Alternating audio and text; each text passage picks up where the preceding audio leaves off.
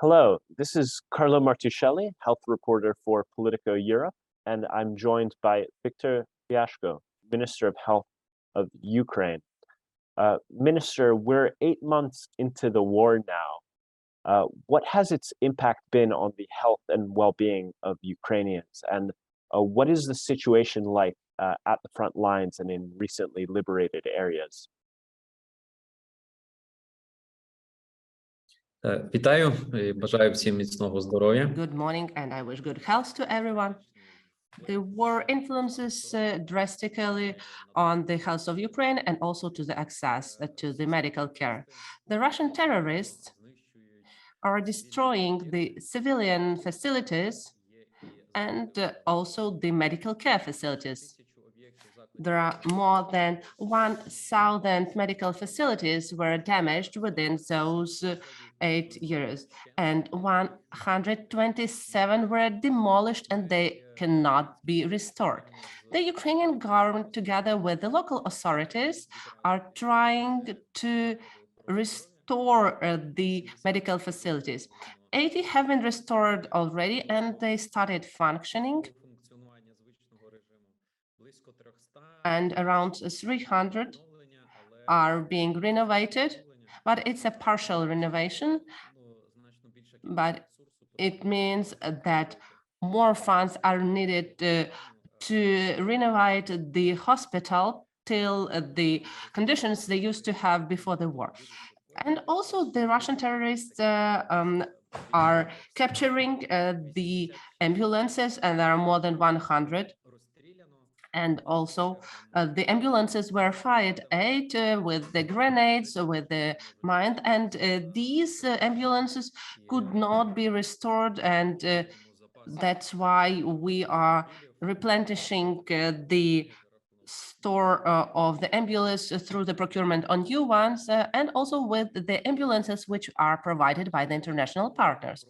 If we are speaking about the killed doctors, there are 29 civilian medical doctors who were killed, and more than 100 were heavily wounded, and they cannot perform their work right now. They are now being treated.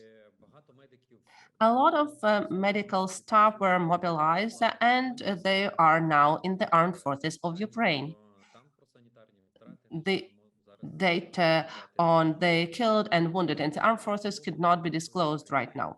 So when we are looking on the territory of Ukraine, it is divided into several zones.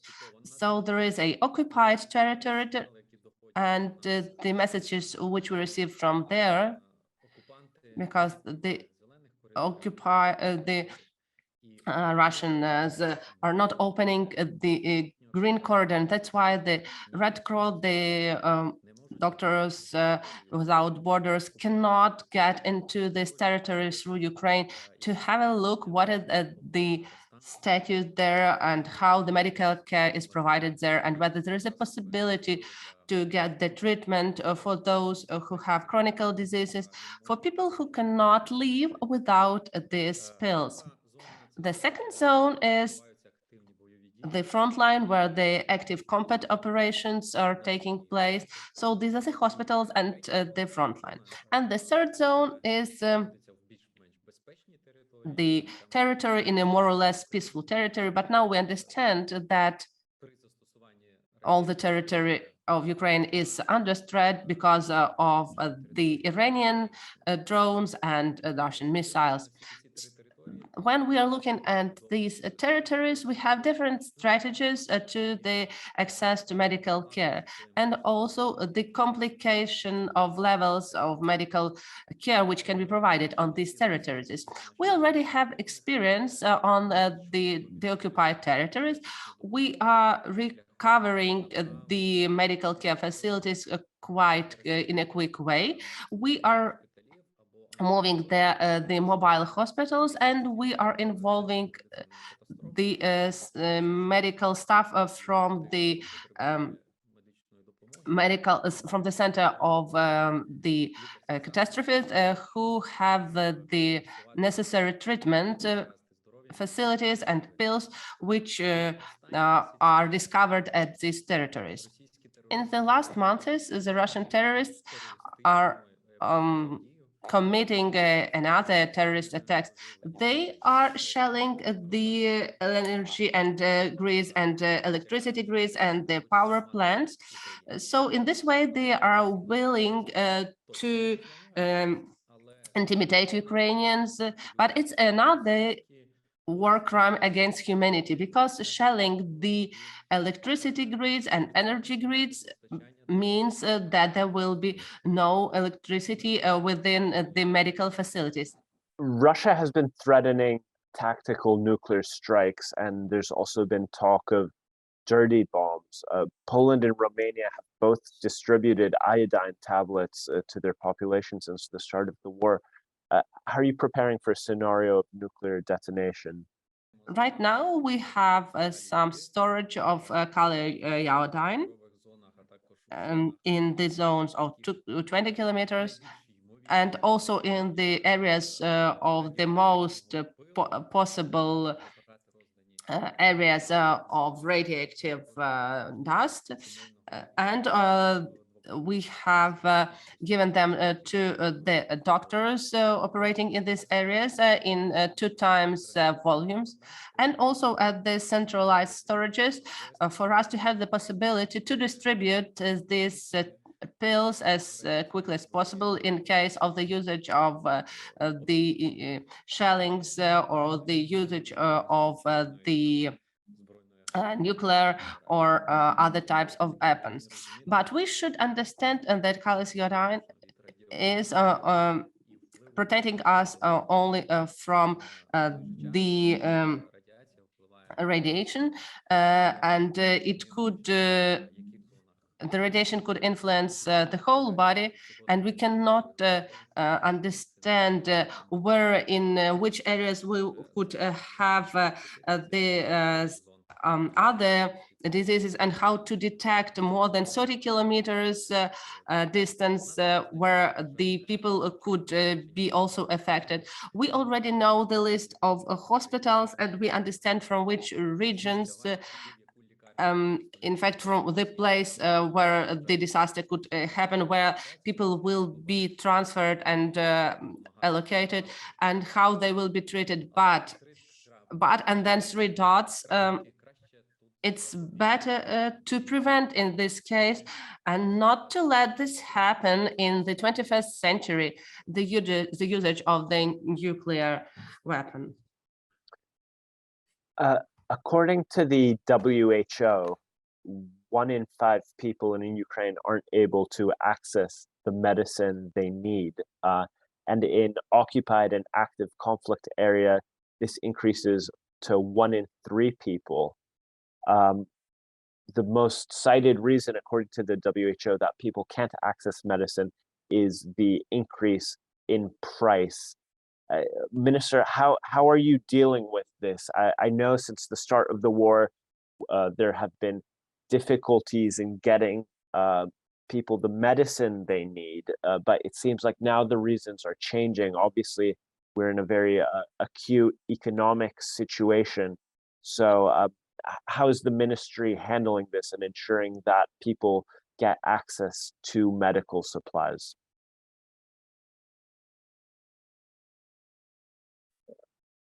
Питання те, що в останньому опитуванні Всесвітньої The recent poll of the World Health Organization on the access to the medical facilities and treatment. That's what I've been mentioning. That depends and differs on the area where the person is located. We understand what is happening in the occupied territories, on the occupied territories, and also it's due to the fact that people cannot get to the drugstores and also to get the recipes from their doctors, which they can get the pills, the price for which are covered by the state to prevent the heart diseases and other diseases. And there is not a there is no only solution there, how to stop this and how to deoccupy the territories so that the Ukrainian state could have a real access to the territories and to restore the system which had been functioning before February 24. Great. On that final topic that you mentioned just now, the EU has rolled out a solidarity mechanism to help transfer Ukrainian patients throughout the EU. I wanted to know, from your perspective, has it been helpful? I know that there hasn't been a huge take up in terms of the number of patients, at least since I last checked, but is that useful? And what other things can the EU do in terms of health to make your very difficult job a little easier? Ну, по-перше, я хотів би подякувати за First ту of all, I would like to thank for the assistance which Ukraine and Ukrainians receive from the EU and the member states of the EU. From the start of the war, we received like the medicines, 6,000 tons of medicines from the EU. That's more than 9 billion hryvnias. And besides it, we know how the Ukrainians are treated, those who fled Ukraine because of the war. In all the countries of the EU, the assistance to Ukrainians who fled Ukraine is at the same level as the citizens of the EU receive. And we are very thankful for this because it's a great support for us, so that Ukrainians who left Ukraine could receive a free of charge medical treatment. Another thank you for organizing the Medevac mechanism, which allowed us to transfer patients abroad who these are both military and civilians heavily wounded who needs a long-term treatment, sometimes reconstructive surgery and further rehabilitation. It's really important for us because in Ukraine we have 3 stages of evacuation. First, these are the frontline hospitals, then a more stabilization area hospitals, and the third stage is where the surgeries are being conducted. So there are a number of cases which requires 3 or 4 months of treatment with a number of surgeries. And when the EU states are taking these patients and assisting for their recovery in a calm way, it's really great because our doctors are working under the air raid sounds and just believe me that the methodology in the medical facilities are done in the way that the doctors could not go to the bomb shelters on the time. So the doctors continue to work under shellings when they hear the air raid and when they hear the bomb explosions. That's why we have the wounded and killed medical staff, but it just shows the courage and heroism of Ukrainians. And the medical front is the second front in Ukraine after the armed forces of Ukraine, because it continues to work and is standing very strongly with the support of the international partners. So we continue providing the medical assistance to everyone in need. Maybe not in the way we would love to do this if we haven't had the war, but as we are keeping the medical system and we are communicating with our international partners and the World Health Organization, they are highlighting a good work of the medical system from the lowest to the top level, and the government and the president of Ukraine, that we not just have the chance, but we are sure that we will win over this tyranny, and we will be a full member of the EU in the nearest future. A final question for you, Minister, and it's something I think we're all wondering in this dramatic, critical moment. What does your day look like? What is it like to be in the shoes of Viktor Liashko for 24 hours? And can you give us a sense of the kind of crisis management and the kind of pressure you're under every day? Знаєте, за що я вдячний долі? What I'm thankful for to my destiny, and the war started after the coronavirus pandemics. So pandemic was a stress factor for us, which forced us to move to the crisis management. So when the war started, we already knew what to do, how to act, how to transform the system in order to keep the system alive.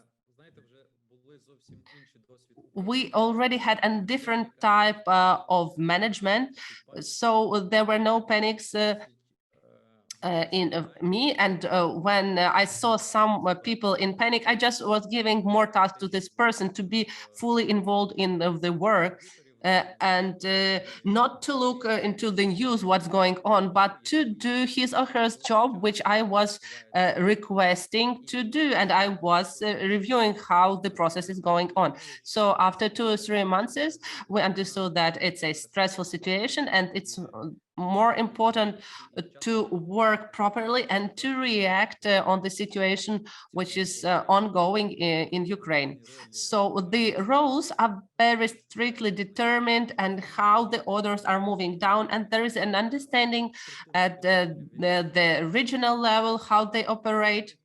And there is a direct contact with the hospitals. We understand how the front line is moving.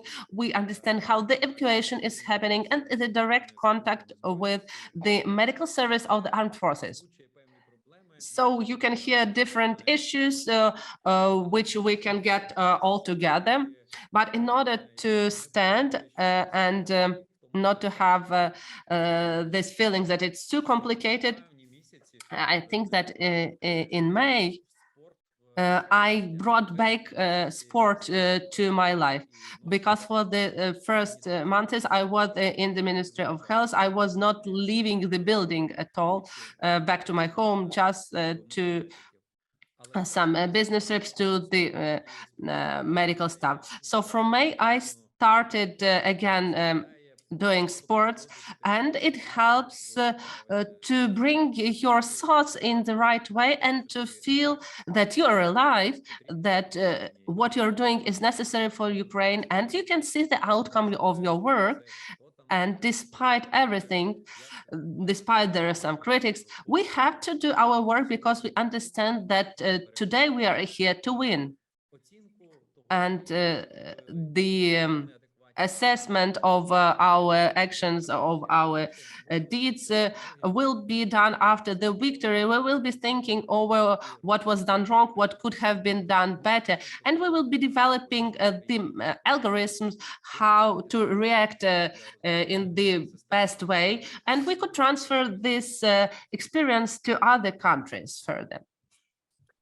Minister, thank you so much for your time. I think that's a great note to end it on. If even you, Minister, can find some time to do some sport and some exercise, it means that we all can. Once again, thank you so much for speaking with us, and best of luck with your work. Маленьку ремарочку скажу. Just a short remark. My daughter graduated from the school this year, and she was choosing the university. So she took the opportunity, also entered several European universities, but then she decided to study in Ukraine, in Ukrainian university, and she was not willing before that. But she decided after the war that she would become a doctor, and she entered the medical university. So with this, I would like to say that we have the future, that our young people are willing to stay in Ukraine. They want to build our future. So we're sure in our victory, and we're sure in the support, and that together we can win over any tyrant, and that that the truth is with us. Thank you so much, Minister, and best of luck to your daughter, the future Ukrainian doctor. Have a great day. Щасливо.